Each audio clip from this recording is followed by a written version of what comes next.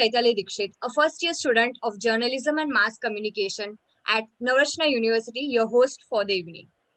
Dr. Nilay Yagnik, Provost, Navratna University, is with us. Thank you. Thank you. Okay, sir. Yeah, I'm Dr. May I speak now? Yeah, sir. Yeah, Okay. you can. Yeah, I'm Dr. Nilay Yagnik and I'm the Provost of Navratna University in Vadodara. Firstly, let me welcome all the participants for today's program. And I wish to place our deep sense of appreciation to Christ University in Bangalore, which has a very strong journalism department. I'm so thankful to them for collaborating with us for this workshop. My special thanks to Professor Padma Kumar, whom we have been interacting with for a very long time now, and his suggestions on improving our journalism program has gone a long way. And this is one such workshop which is a result of his suggestions. So thank you, Professor Padma Kumar, for all your help over the last couple of years in strengthening our journalism program. Welcome also to Dr. Alex Joseph. Thank you also from Christ University. He's the coordinator for this program. Thank you so much, sir, for joining us today. I can see several speakers. Dr. Naresh Rao is also there, the organizer, the speaker today, and the facilitator for the workshop. So welcome to you also, sir. I think it's very important that journalism, as a discipline, it is kind of, if I may use the word, it has kind of slid down from very high quality journalism that used to get reported to more of sensationalizing things. And I think it is very important, therefore, that the academic input has to come in. So when one talks of research, immediately there is a huge amount of academic input that comes in. A certain seriousness comes in, a certain amount of analysis through data, a factual representation comes in.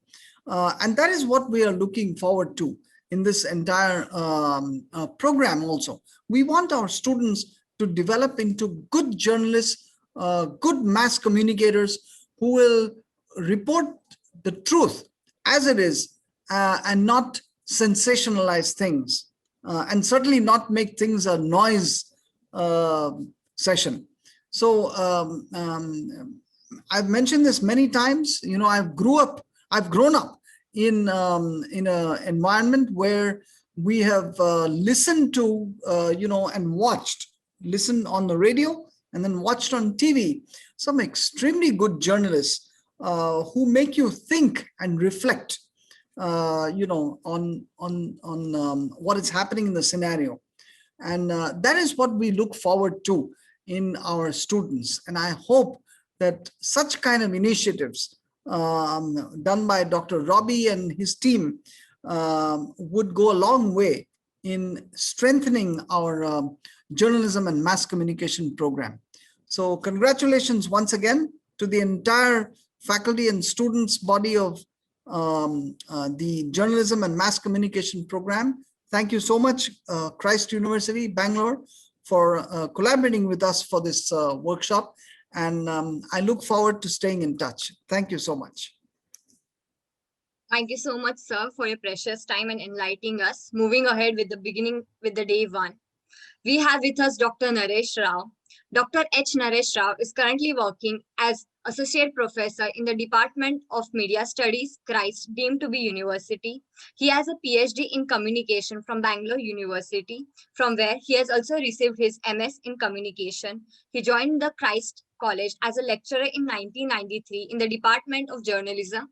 His current research interests include social media, political communication, branding, and media ethics. He has more than 10 research papers to his credit and 2 books on journalism and media laws. Presently finishing a major research project on the role of social media during a 2019 Indian general election and working on a new book project, New Populism and Responses in the 21st Century, as section editor for the media section. He's passionate about politics and international relations and likes to read vintage editions of PG Wodehouse and watch debates on news channels. We welcome you, sir. At the end of each session, we will have a small question answer round where the participants can just unmute themselves and ask the question. I request you, sir, to come ahead and guide the students on media research. Over to you, sir. Thank you, Chaitali.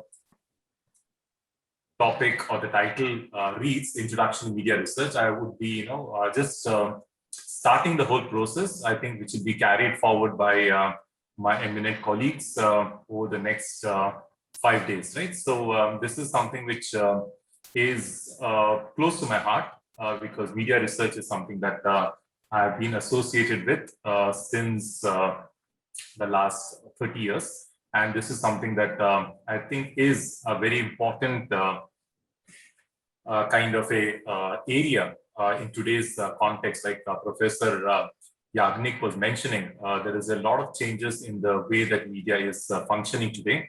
And also was reflecting, this is something to do with the way that the society has shaped in the last maybe 10 to 15 years. So that is why the media is also reflecting back to us, what the society is all about. So whether, we call it sensational journalism or whatever we call it, is also something to do with the way that the media, the society has shaped itself.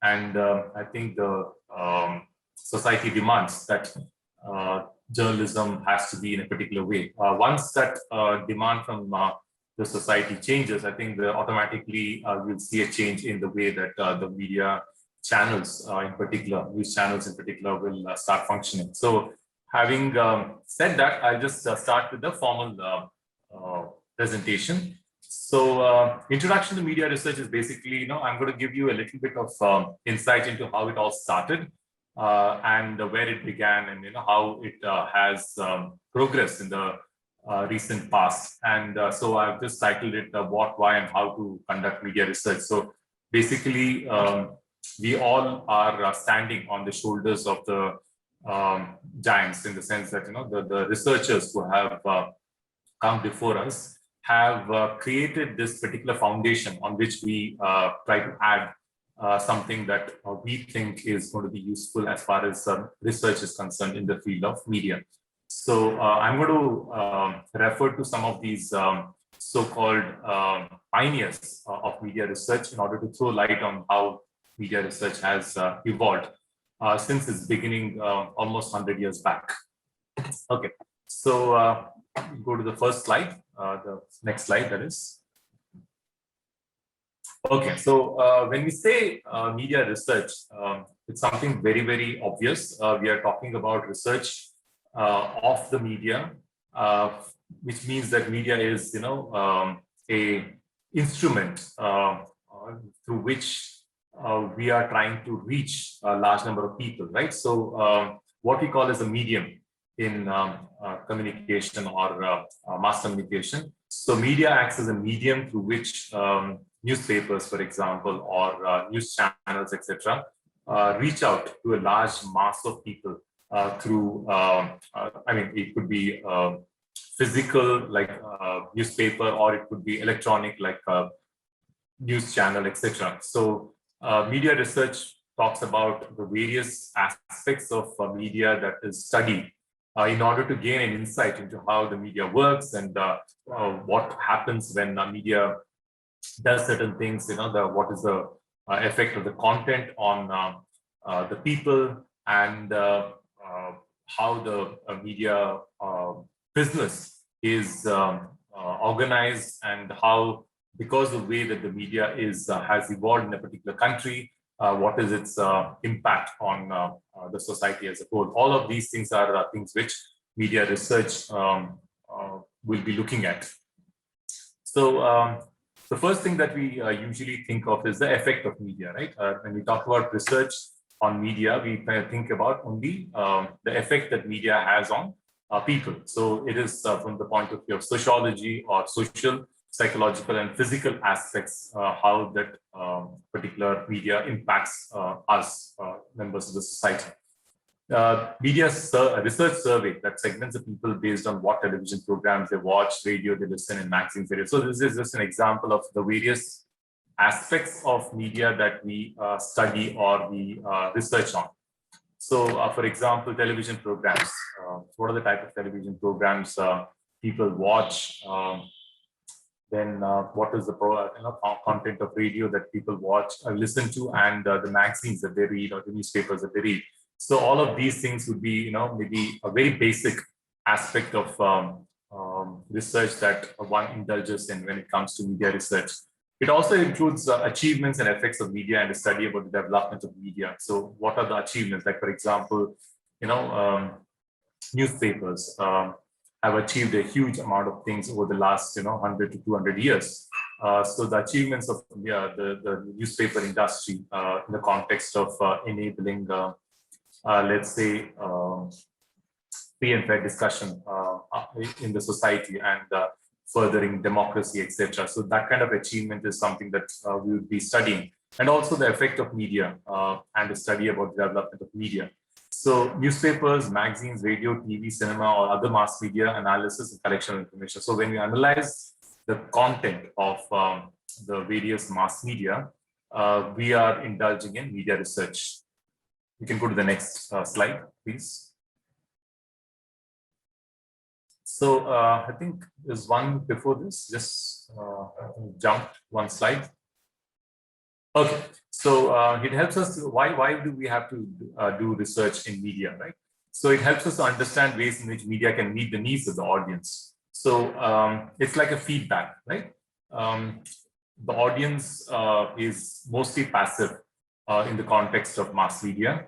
It tries to give some feedback, but it's not enough. So on behalf of the audience, we look at the media, it's working, and then try to give through the research findings feedback to the media organization, which helps the media organization to evolve, change, and develop their content. So whether it can provide information, entertainment, so whether people need information more or entertainment more, like I was telling about society. So society today is the Indian society today. When we blame the news channels for being sensational, I think it's also fair to criticize the society at large, because they want more entertainment. Information is something that is always available, but more than information, I think the members of the society require entertainment today. So even news channels have become a medium of entertainment, and entertainment means that they have to sensationalize, they have to indulge in all forms of entertainment in order to sustain the audience. So basically, it's all about TRPs, right? When it comes to television, particularly. So new technological improvements that helps to improve or enhance the medium. So any changes in technology, like for example, every time new technology comes in, we try to look at the new technology, how it's evolving and how it's impacting. Like for example, when cinema came at the beginning of the last century, so that was a new medium which needed to be studied because there was very little information about cinema. Same thing happened with television later and new media in the present context. In order to deal with social and political issues significantly or insightfully. So a lot of clues about the society can be gained, the social or political issues of the society can be gained by studying the media, right? So how, like for example, the present political situation in the country, you can get an insight into how it is being played out, right? By looking at the debates on television channels. So how, for example, in the context of elections, especially the Bengal elections or Tamil Nadu elections, the politicians and political parties are indulging in various strategies. So that is something that we get a clue when we watch news channels or read about it in the newspapers. So management and regulation of media. So whether we need to manage the media or regulate the media is also something that we get from doing research. So this is something which gives us a insight into the working of the media, right? I mean, the recent decision of the government of India in order to regulate the social media, right, was something, and OTT platforms. This was something which came out of a lot of research that has thrown light on the fact that social media is source of a lot of fake news, and it's also the source for hatred, spreading hatred among the society, members of the society, and this has led to a lot of problems in the society. So the government has stepped in and said that we'll regulate the social media on behalf of the society.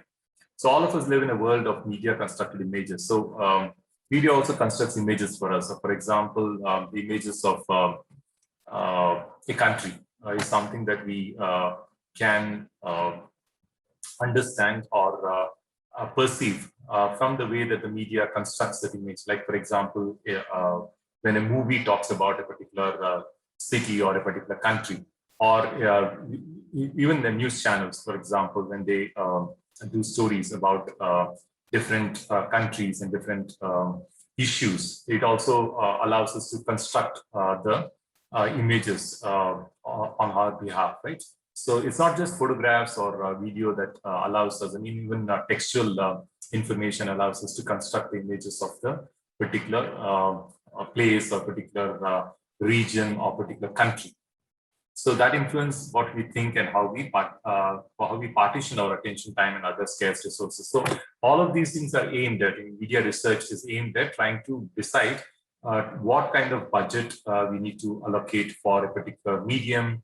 And how much time we should allocate for this particular medium as opposed to other medium. So all of these things are things which are to be decided only after a particular set of studies, right? So research becomes very, very important. So next slide, please. So when we look at media research, I mean, media research has evolved over the, like I said, 1 century, right? 1920s to the present. So 1920s was the time when we had this theory that was put forth called the powerful effects theory.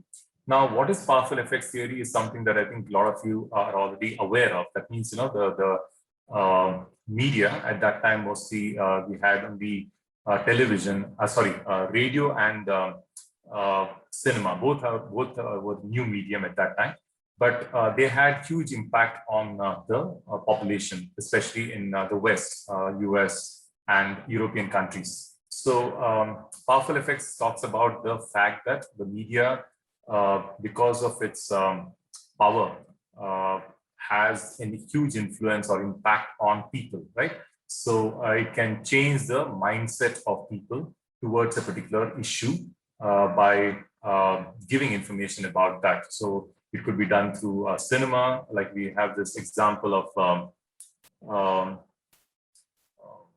one movie called keep forgetting this movie, but this one was something which came around 1917 or something, just before the First World War. And this movie was considered to be a way through which the racist tendencies were being constructed, but also something that was perpetuated, right? So this was a movie that reinforced the existing racism in especially the West and the US in particular. So movies were a big influence on people. And because of the earlier studies that were done on these particular mediums, like films in particular, and also radio, also obviously newspapers, this particular theory was propounded. So the whole point was it was propaganda that was being given through the medium of films, radio, etc. And this propaganda was something to do with using images or using text in order to manipulate manipulate the kind of understanding that we have about certain people, certain groups, or certain even nations, right? So propaganda was something which was the basis for the powerful effects theory. So media had a huge impact on attitudes and actions. So both attitudes, how we think about things, and also actions, I mean, our behavior. So both of them were impacted by the consumption of media, is something that powerful effects theory talked about. Even in the present context, I mean, in the sense that, in the 1970s, 80s, Chomsky came out with his own understanding of this powerful effects theory. So he talks about the business side of media, because by 1970s, especially in the US, the media was controlled by a small group of companies, right? So this was something which meant that the media was very powerful because it was an oligarchy kind of a business model. And because of these, 5 major corporations controlled much of the media, like 60% of the media in the US, whether it meant television, cinema, or radio, this and newspapers also. This meant that they had a very powerful tool in their hands in order to indulge in propaganda. So here the propaganda was much different from the propaganda that was played out in the context of the 1920s and 30s, where it was mostly to do with ideology. Here the propaganda was mostly for the purpose of trying to make a huge amount of profits for the companies, for the media houses. So it is to do with the political economy of media in order to get higher TRPs, higher audiences, and also gain a huge amount of advertisements and revenue because of that. Please go to the next slide. Okay, so the formal kind of beginning of media research happened during the just after the Second World War. So you had something called the Chicago School, which was in University of Chicago, but it was some of these pioneers like John Dewey, Charles Cooley, and George Meade, who came around the time of the end of the World War II and started researching about media, because media had played a huge role, according to a lot of people, in the war, just before the war and during the war. So media was something that was a powerful instrument of war, in addition to the military, etc. So that was something that was needed to be studied from the point of view of how the media impacted the society. So in the 60s, it was mostly the electronic media. Radio was already the mass medium, but even television had started becoming very important by the 1960s. So there was a feeling that the electronic media was very, very important from the point of view of democracy. So in order to further democracy, like for example, election campaigns were being telecast live on television in the 1960s. And this was something that helped people to form opinions about the candidates, and also take important decisions as to the voting in the elections. So this is something that was the basis for much of the research during the 1960s. So media ecology studies were something that happened during this particular time, where the environment within which a media function was being studied. So that what is the environment? Like for example, like I was telling you, in a democracy and in a capitalistic, kind of a setup, media is in the hands of the private individuals and companies. So for them, profit is the main driving or motivation. So because of that, what are the things that happened because of this profit motive kind of media, business. So that was something that was studied, the environment. So basically, this was mostly the sociological perspective, which means that you go to the society and study the society in order to see the impact of media on the society. You can change to the next slide.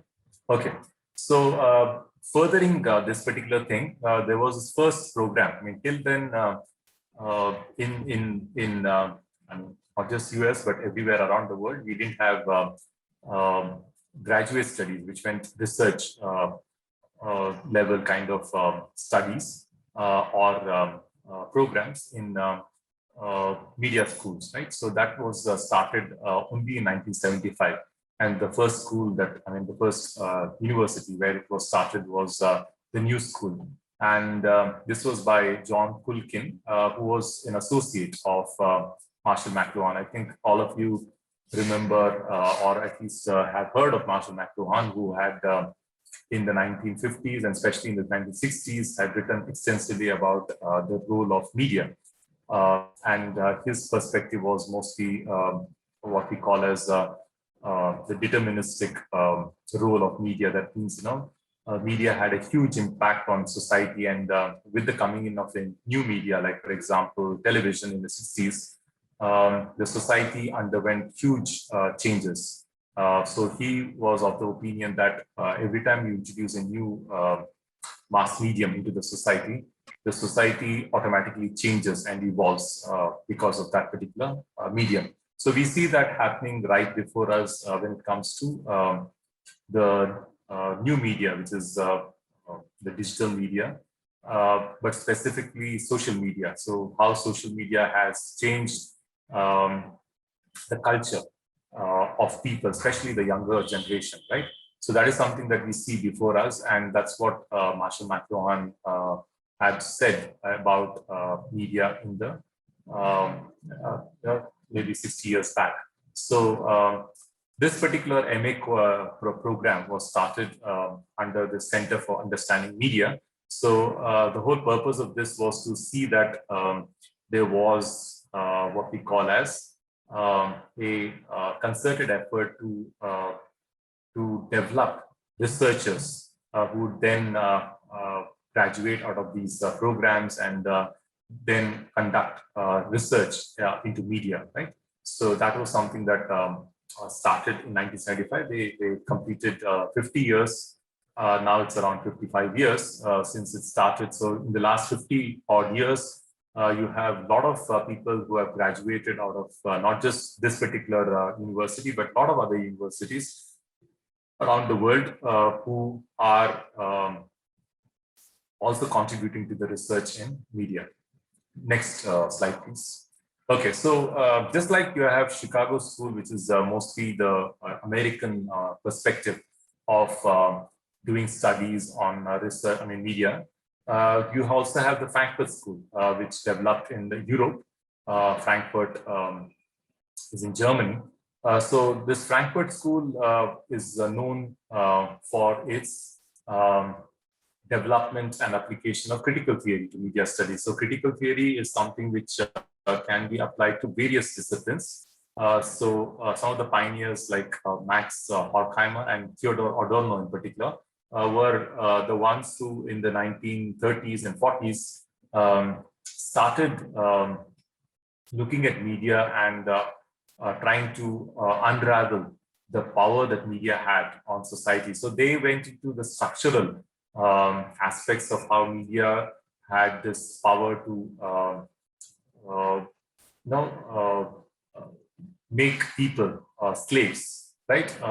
That means that you could use the media, like for example, the government or the state can use the media in order to very similar to the propaganda model, in order to try and put across a particular ideology. Mostly, the capitalistic ideology that Europe had at that time was furthered using the mass media. So the mass media helped both the political establishment and the business establishment in order to see that the capitalistic form of economy flourished in Europe, and there was no resistance, no kind of opposition to this particular thing in those so-called democratic countries. So they came from a very Marxist point of view or perspective, where they critiqued the media and showed the media having certain flaws and certain kinds of negative influences, which they said that, which also was the way through which they also provided solutions or the changes that needed to be done in order to improve the working of the media in these particular countries. I don't know, for example, I made this particular concept very famous called the cultural industries, where there was this reproduction of cultural commodities. Like, for example, a film is a reproduction of a cultural commodity. That means, the same film is reproduced into hundreds, if not thousands of copies, and people watch these films around the world. So that, he said, is reducing the labor of the people who created the film. But that's the only way that you can, gain profit from this particular reproduction of the film.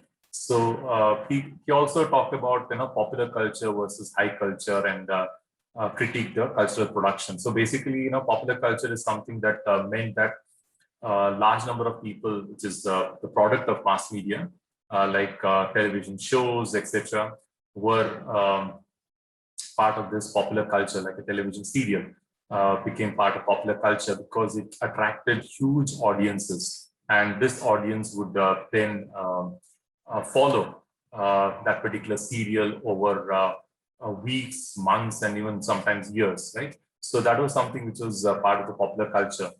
But it also meant that it was something that was not of very high aesthetic value, because it was done for a mass audience. So there was this whole point of reducing the intellectual level to a particular point where everyone could indulge in entertainment of that particular product. Whereas high culture was basically for those people who wanted some kind of intellectual stimulation. So that was something like, for example, a painting would be part of a high culture. So it was individual, and this would mean that each person would understand it differently when it came to studying the painting. So cultural production is something which is the basis for this particular impact that happens on the society, is what the Frankfurt School basically came to the conclusion that there's something wrong with the way that we produce mass culture, and this is something which is the basis for the way that people get attracted to the mass produced culture, and they become slaves of those products like films, television serials, etc. Next slide. Yeah, thank you. So media effects, is something that has been studied, like I said, right from 1920s. But you had the first systematic study of media effects happening in the 1940s. Paul Lazarsfeld is given the credit of coming out with the first set of studies, which created the basis for media effects research. So here the thinking was that the effect of media could be measured, and there would be some short-term behavioral effects of media that can be concluded from the study, right? So this was more of a psychological perspective that was used in order to study the effect of media. So this also gave rise to later on the limited effects paradigm, where there was this after the 60s, there was this thinking that the media did not have powerful effects, that means immediate and wide effects on the mass of the population, but it had limited effects. That means that it would have effect on certain sections of the population, and it doesn't mean that it's immediate, but it may be over a period of time also. So this was mostly in the context of political communication, like for example, voting, in order to impact the or influence the voting of people during an election. Whether it was newspapers or television news channels or radio, whatever medium was being used in order to influence the voting pattern of people. So that was something that was studied, and the conclusion was that in some cases, in certain cases, there was powerful effects, but over the period of time, the effects would come down, and there was limited effects, which meant that the effect was very small. So this was something which lasted till the late 60s, this kind of research from Second World War to the late 60s. You can go to the next slide. Okay, so media research in the 21st century. So what has happened in the last maybe 20 years of this century? So one of the things that I think all of us have realized is that we live in a globalized society, right? So when society or countries became globalized, that means there was this greater interaction between the people of those countries, and this has led to globalization of media also. So the impact of globalized media is something that has been the basis for the recent studies. So for example, you have CNN, BBC, etc., which are considered to be international news channels. So how they function, and what is the impact of these on other societies, and especially on certain issues, like for example, war and war in particular, but also on elections and other things, all on democracy in general, etc. So all of these things are the basis for the recent studies. In addition to that, I mean, obviously the role of media in society. So the role of media in society has become even much more, important today, right? Because we are all surrounded by media. So when we have so many different forms of media, that means that media is having a huge impact on people in the society. So that is something that is still the basis for studies. And then world of new media. Obviously, the new media is more fascinating because it is something that has been around for a very short period of time, but also means that there is this novelty factor, right? Which means that it is something which has come in the last few years, and because of which the studies are very few in numbers, and so more number of people will indulge in studying the impact of new media on society. And also one of the things that has changed over the last few years is the interdisciplinary nature of the research. So research is, become more interdisciplinary in the sense that it is not just media, which is the basis for research. That means media theories and media methods, but also, theories from other disciplines are also being used in order to study media and its impact on society. So that is something which means that, you have both theoretical framework, which is multidisciplinary, but also we have methods which are mixed method, for example, which are helpful in order to understand media much better. Next slide, please.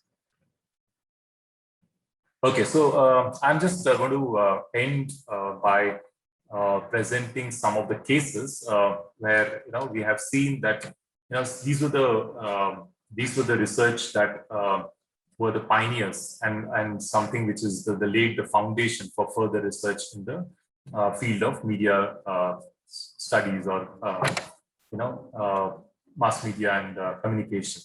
The first study I'm referring to here is what we call as the pain fund studies. So this is something which is very interesting, because this was one of the first systematic and large-scale studies that was conducted in the area of media, right? This was something that was funded extensively by funding agency called the Pain Fund. And this happened over a period of 3 years, from 29 to 32. So there were a total of 13 studies which formed the Pain Fund studies. So it wasn't just 1 or 2 studies, but a total of 13 studies, right? And this was something which is aimed at trying to understand this new medium that had come in the previous century. That means, 1896, right? Was when film started being,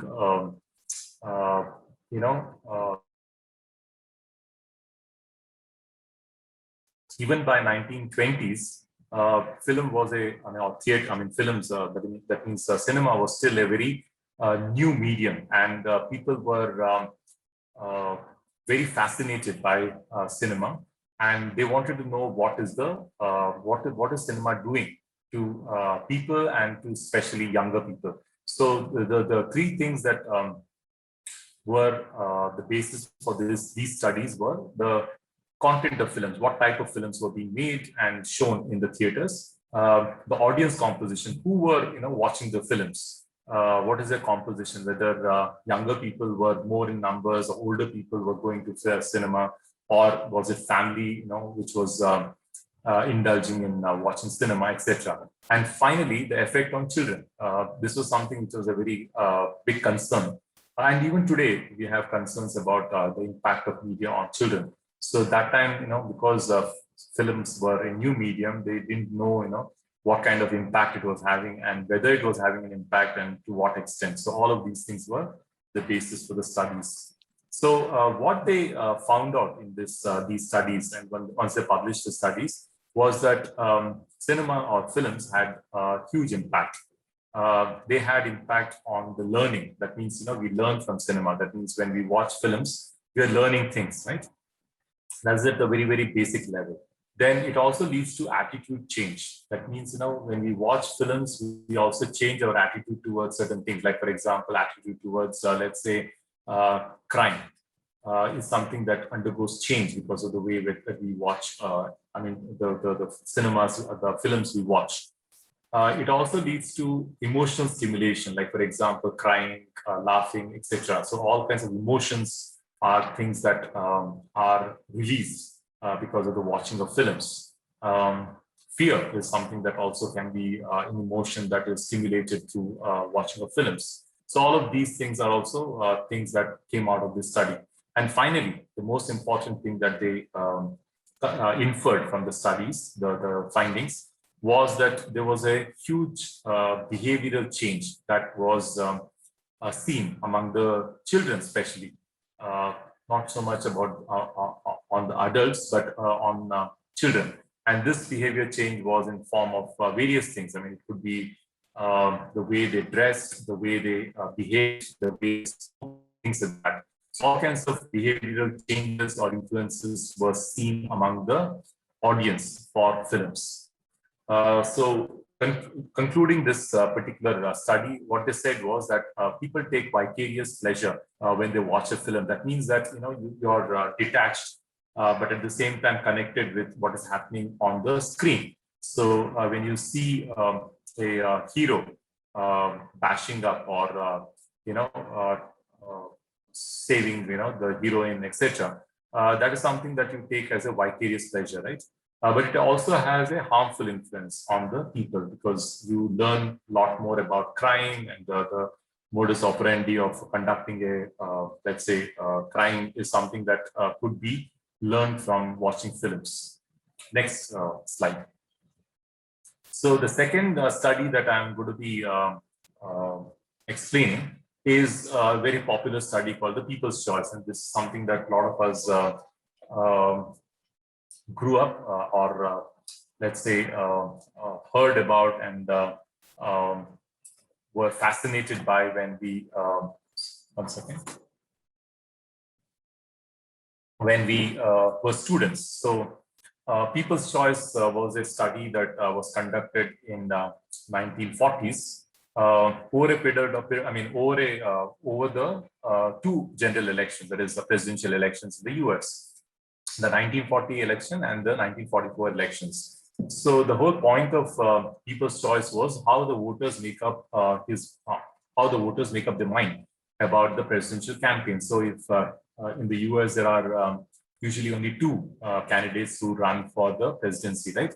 So how do people make up their mind whom to vote for, right? So whether they want to vote for this particular candidate or that particular candidate may depend on a lot of factors. One of the factors could be that the media, mass media, is giving importance or giving huge coverage to one particular candidate over the other. That could mean that one candidate gets a lot more coverage and helps him or her in the elections. So that is something that they were trying to study. So this is a psychological and statistical study which was about how voters decide on whom to vote for in the elections. So voters' behavior was something that was studied, and they concluded that mass media has a huge role to play when it comes to how people vote in elections, because very few people come into direct contact with the candidates, right? Even though the candidates, campaign physically, they go from one city to another, address rallies, etc. The amount of people that they come in touch with is still a very small number, right? Most people see the candidates on television or listen to them on radio and read about them on the newspaper pages. So that is something that will have a huger impact on the voting patterns of the candidates. So this is something that we saw even in the present context where, for example, during the 2016 presidential election in the US, how because of the way that media covered Trump, he was able to get a advantage in the election over Hillary Clinton. And in 2020, this was something that was reversed, and the candidate Joe Biden got an advantage over Trump, and he defeated Trump in the election. So this is something that is being still studied, the latest election. But we'll know, to what extent media, and in this present context, is the social media, which has a huge role to play in people forming their opinions about whom to vote in a presidential election. The next slide, please. Okay, so there's a third study that is also quite popular, and something which we consider as one of the pioneer studies is called the Chapel Hill study, which was conducted by these two researchers, McCombs and Shaw. So McCombs and Shaw wanted to check, this was in the 1970s, late 60s, 1970. They published these findings in 1972. So unlike the previous study, which was the People's Choice study that happened in the 1940s, this was in the late 60s. And this was a similar kind of study because it was also trying to find out how mass media influences people's voting choices, right? But there was a difference between the two studies. So this was first studied in the context of the 1968 presidential election. And there were two candidates, and people had a clear choice of voting for this candidate or that candidate. So a sample of voters from this particular place called Chapel Hill was the basis for this study. They were studied over a period of time, almost 7 months before the election, they were studied on a monthly basis. So they wanted to check, how people evolved their opinion about a candidate over a period of time. So what we call as a panel study was done. So the same number of people or sample was studied again and again till the election happened to find out, whether they changed their opinion about the candidate and what was the reason for the change, all those things, right? So that is something that they found out. So relative media emphasis and voters' behavior, belief about the same list of issues. So they wanted to check whether there is a link between the things that media spoke about, the importance that was given by media, the issues that were given importance to the media, and the way that that impacted the thinking of the voters, that this is an important issue and that is not an important issue.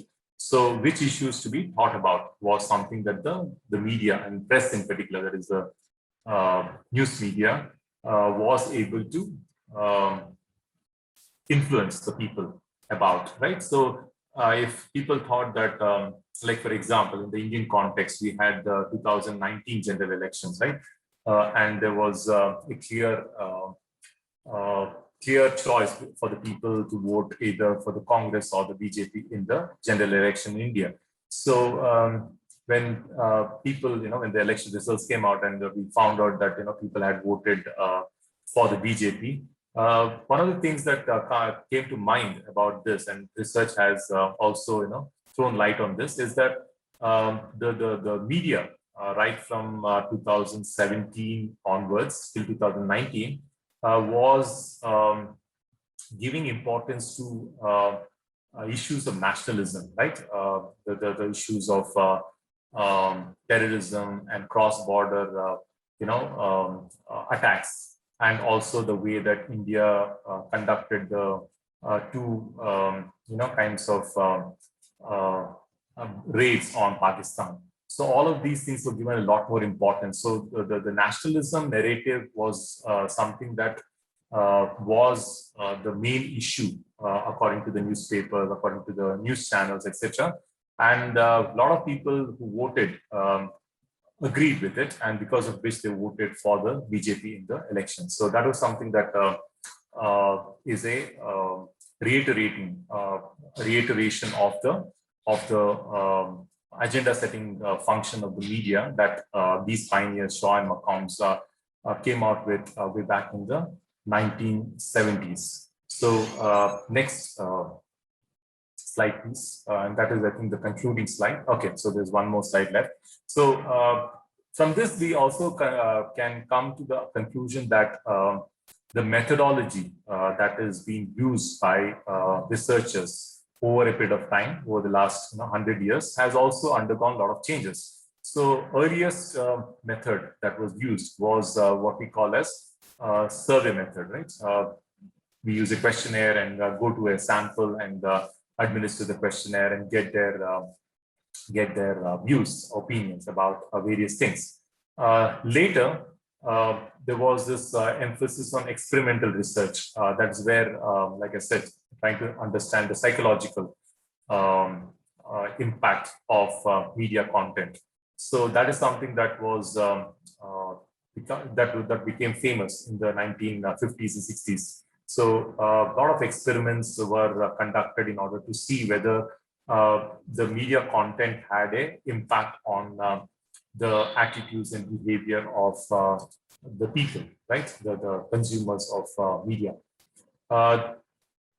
Later, I mean, you also had things like narrative inquiry. So narrative inquiry is basically, again, psychological, but it has a different methodology where you ask people to narrate their personal accounts. That means, something that they have undergone. And based on that, I mean, that is the data that you collect. And based on that, it's a very qualitative method, unlike the experiment method, which is quantitative. Then you have content analysis, and content analysis again is something that came out in the 1960s and 1970s, especially we had this agenda setting theory where in order to know what issues were given a lot more emphasis or importance by the news media, you had to conduct a content analysis, so a quantitative content analysis to tell that this particular issue was given more importance than that other issue. And finally, we also have something called sentiment analysis, which is a similar kind of thing like content analysis, but different in the sense that it is more to do with trying to find out the sentiment of people, whether they have a positive sentiment, negative sentiment, or a neutral sentiment when it comes to various people or issues. And this is mostly in the context of social media. So when we analyze the content of social media, like Twitter's content, which is tweets, we usually do a sentiment analysis to know how people just before elections, for example, have responded to a particular candidate, like for example, to candidate X, for example. So whether they have shown positive, negative, or just being neutral when it comes to their sentiment. So from this, we can understand, whether they're going to vote for the candidate or the political party that the candidate supports, or they're going to vote against if it is negative. And if it is neutral, then it means that they don't have much, let's say, much choice when it comes to whether they're going to vote or not vote. So they're basically fence sitters. So they don't want to take they make a particular kind of decision. So going to the last slide, conclusion slide. Yeah. So what we can say about the area of media research is that we have come a full circle with sentiment analysis. We have come a full circle because sentiment and not sentiment analysis, social media research that we have in the present context is something that gives us the same kind of understanding of the research that happened in the 1920s and 30s with propaganda or effects research, right? Where propaganda was something that was indulged in by nation states, etc., using the mass media. So today we have the same thing happening in the context of social media like Twitter, Facebook, or Instagram, where huge amount of propaganda is something that, and it doesn't mean that it's the state only, but here we have individuals and groups, interested groups, or communities, trying to use social media for their own purpose, to further their own ideology or propaganda. So that is something that is being studied in the present context. So from what media does to us, media effects, to we have gone to what we do with the media. That means the limited effects or indirect effects in the 1950s and 1960s and 1970s. And now again, in the present context, we have gone back to the media effects because we see that social media has a huge impact on people, especially those people who are on social media for a larger number of time, right? They give a lot more importance to social media. For them, everything is through the social media, both information or the news and also entertainment all happen using the social media. So one thing that we can conclude is that technology matters. So whenever a new media comes in, like Marshall McLuhan had said in the 1960s, technological or media determinism, right? So whenever a new media comes into the society, it has very powerful effects on the people for various reasons. One is a novelty factor, obviously, because it's new. People are fascinated by this media, and whatever that media gives is something that we will lap up. Like what happened in the 1960s when it came to television. Because it was a new medium, people were glued to the television sets, and automatically, because they gave so much importance to television, it had a huge impact on their life, right? Same thing is happening with social media today, the new media of the present century.